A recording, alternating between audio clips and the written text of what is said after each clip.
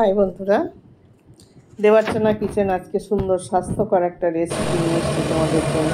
একটা পাতলা মাছ কীভাবে রান্না করব, কাঁচকলা আর আলু দিয়ে পাতলা করে ঝোল করব। এটা কোনো রিচ রান্না হবে না। তেল দিয়েছিলাম কড়াইতে, তেলটা একটু গরম হতে দিতে হবে। এইভাবে তোমরা যদি গরমে যা গরম পড়েছে, এই গরমে এরকম করে যদি মাছের ঝোল রান্না করে খাও, তোমরা কাতলা মাছ হোক, রুই মাছ হোক, পোনা মাছ হোক, যে মাছই হোক, আমি যেভাবে করছি সেইভাবে তোমরা করে খেয়ে দেখবে। শরীরে কোনো ক্ষতি হবে না, আর শরীর ঠান্ডা লাগবে। গরমে হাঁসফাঁস করছে একদম।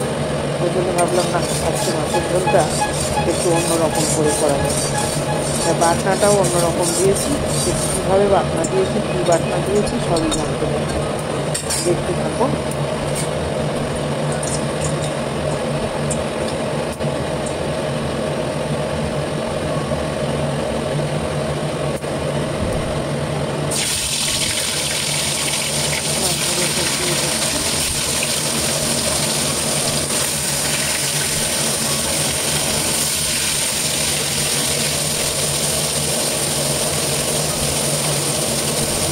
এখন আর একটুখানি তেলটাও বরবর হচ্ছে, ওই জন্য ভাবলাম যে না, তেলটাও ঠিক হবে। এইভাবে করে দিই মাছের ঝোলটা। খেতেই পাচ্ছে না ভাত, তাই বললাম অল্প করে একটু খাবে, তার জন্য করে।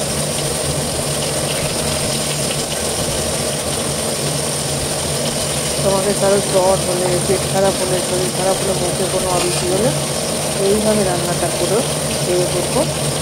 ভাত যদি খেতেও ইচ্ছা না করে, তাও দুবার ভাত বেশি খাবে।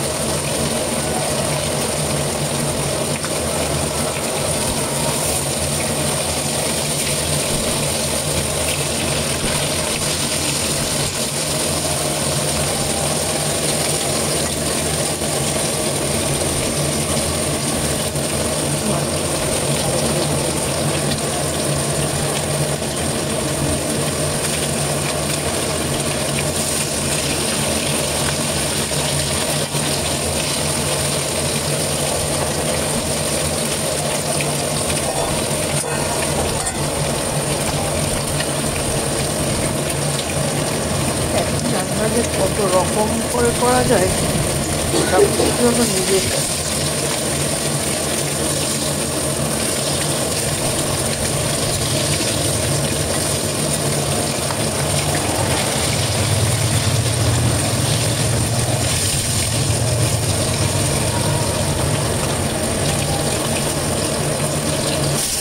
মাছগুলো প্রায় ভাজা হয়ে এসছে,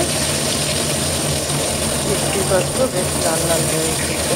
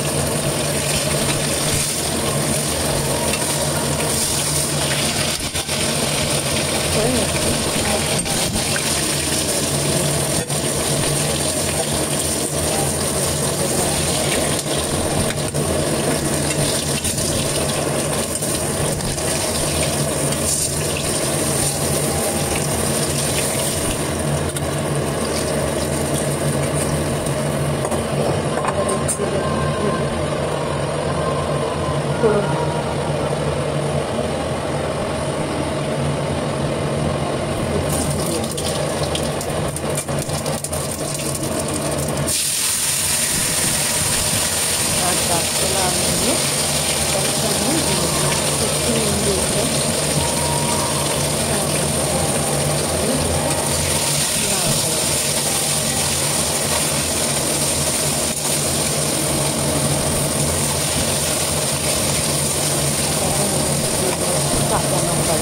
কাঁচা লঙ্কা বাটাকে একটু নাড়াচাড়া করতে হবে, কারণ বলো তো কাঁচা লঙ্কার একটা বেশ কষানো গন্ধ আসলে ঝোলটা সুন্দর টেস্ট হবে। কিন্তু যে মশলা দেবো ওটা দিয়ে মোটেও বেশি আমি নাড়াচাড়া করবো না, দিয়েই জল ফেলে দেবো।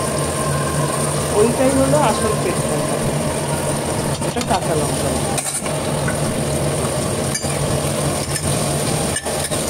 কোনো শুকনো লঙ্কা ব্যবহার করিনি, এইটা দিয়ে একটু নাড়াচাড়া করতে হবে, মানে কাঁচা লঙ্কার গন্ধটা যাবে না।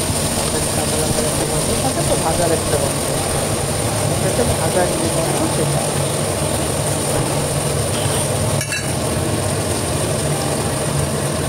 এইবার দিয়ে দিচ্ছি আমি জিরে আর তেজপাতা বাটা।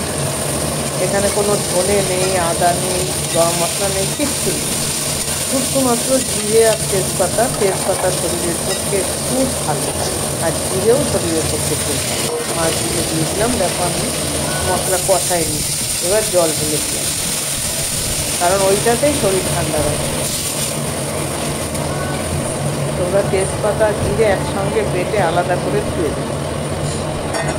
এখন তো সব ফ্রিজ আছে, মিক্সিতে বেটে রাখলেই হয়ে গেল। এই রান্নাগুলো বিশেষ বিশেষ দিনে করবে, যখন শরীর খারাপ হবে, মুখে কিছু ভালো লাগছে না বা ডায়েট করছে, তার জন্য এই রান্নাটা ভালো। ডায়েটের অল্প ভাত খাবে আর এরকম মাছের ঝোল খাবে, কোনো ক্ষতি হবে না, আমি বলে দিই।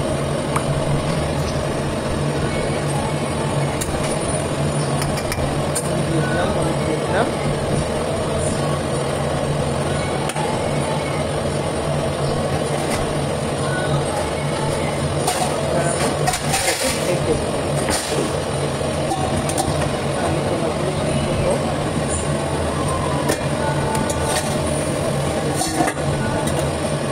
হয়ে গেছে আমার সঙ্গে একদম বলতে, যেহেতু চন্দ্রমুখী আলু, ঝোলটাও ঠিকঠাক হয়ে গেছে, আর বেশি না ফোটাবো না, একটু ঝোল থাকবে।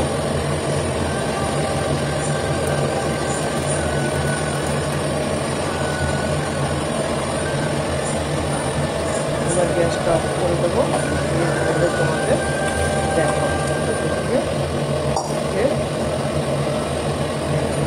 মিলেছে। বন্ধুরা, তাহলে ভালো লাগলে লাইক, শেয়ার, কমেন্টস করো। আর আজকের মতো এখানে টাটা।